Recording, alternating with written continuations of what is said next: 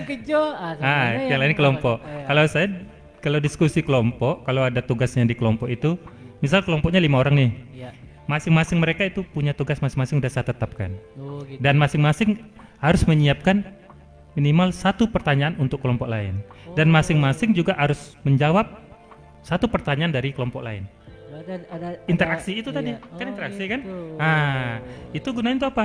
Biar mereka tuh yang diam, yang kurang apa, yang artinya kadang diam nih kan banyak nih faktornya. Kadang kurang pede ngomong dia kan. Untuk ngajari mereka ngomong ini. Untuk ngajari kan. Ya minimal dia ngomong di depan temannya dulu kan. Kalau ngomong berdua dia mungkin lancar. Ngomong depan temannya bagaimana dalam kelas kan. Ya kan.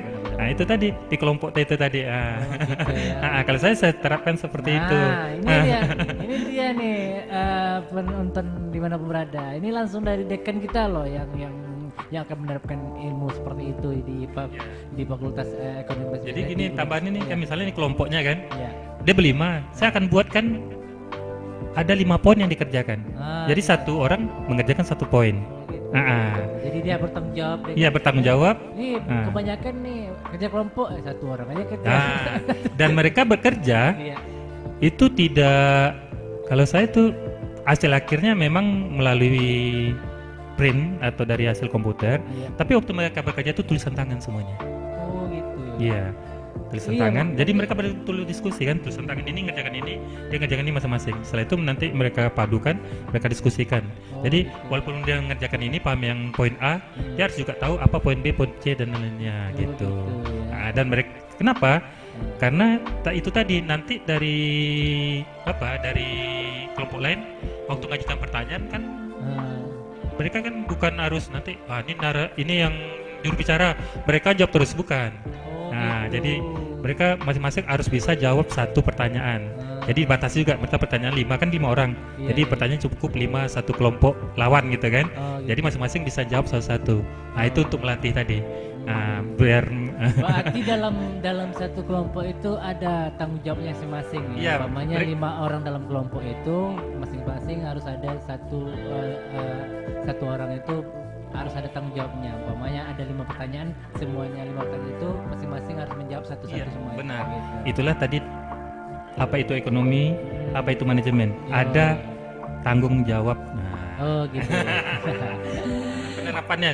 Jadi secara tidak langsung mereka sudah menerapkan waktu mulai belajar itu apa ilmu ekonomi dan apa itu prodi yang mereka ambil. Jangan dia ngambil manajemen ditanya nanti manajemen itu apa gitu kan. Bagaimana penerapannya? Seperti saya bilang tadi, pada bidang ekonomi itu kan luas. Mulai dari ibaratnya dari masalah dapur sampai negara. Ya kan? Ada ekonominya kan dan manajemennya kan itu.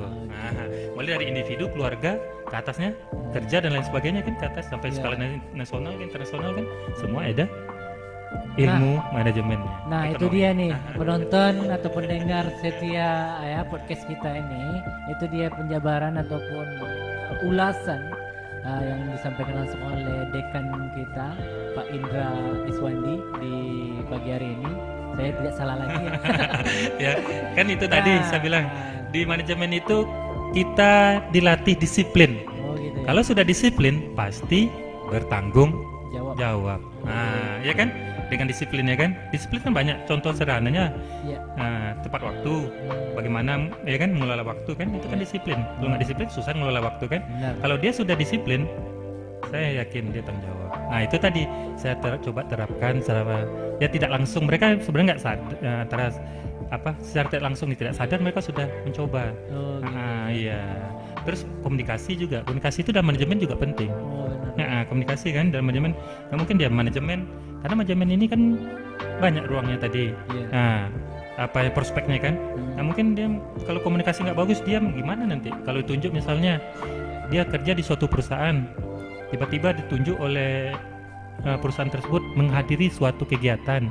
Di kegiatan itu diharuskan ada memaparkan atau minimal dia ada memberikan suatu saran ya. Iya, atau sesuatu yang ingin disampaikan, dia masukkan, ya kan? Kalau enggak ya diam-diam aja lah. datang duduk diam, orang pulang kan. Itu yang sebenarnya di kampus Universitas Dumai ini ya, Itu yang tidak kita inginkan ya, karena semua mahasiswa di sini kita mencoba untuk berinteraksi, dan tentunya fasilitas yang ada di kampus kita ini sudah sangat mendukung, terutama ini podcast ini juga ya, ini salah satu bagian yang mendukung untuk mahasiswa bisa berinteraksi ya, bukan berinteraksi dengan diri dia sendiri ya, tapi dengan orang banyak, dan tentunya ini merupakan peluang juga untuk mereka ke depannya ya. Mungkin nih Pak Dekan di pagi hari ini, pagi menjelang siang ya, sebagai kata penutup nih tentang ekonomi dan bisnisnya apa nih?